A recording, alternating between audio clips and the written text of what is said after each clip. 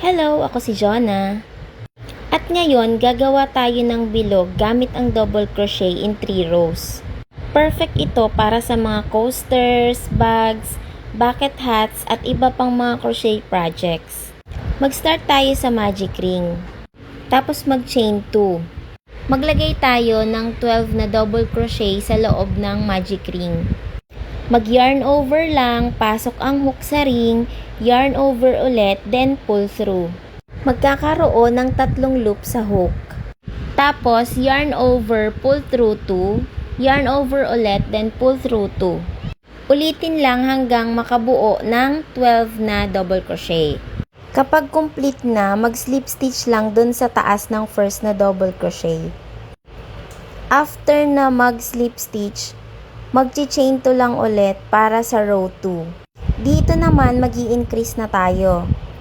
2 double crochet ang ilalagay natin sa isang stitch hanggang matapos yung 12 stitches. After natin mag-increase, ganito na dapat yung magiging itsura ng mga gawa natin.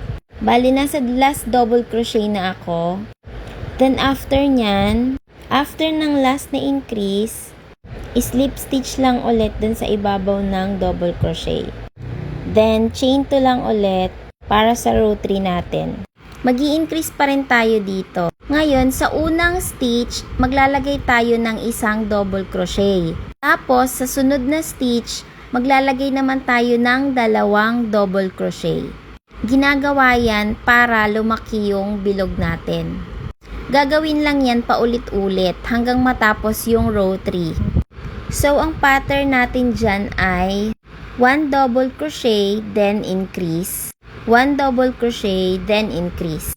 Ulitin hanggang dulo ng row.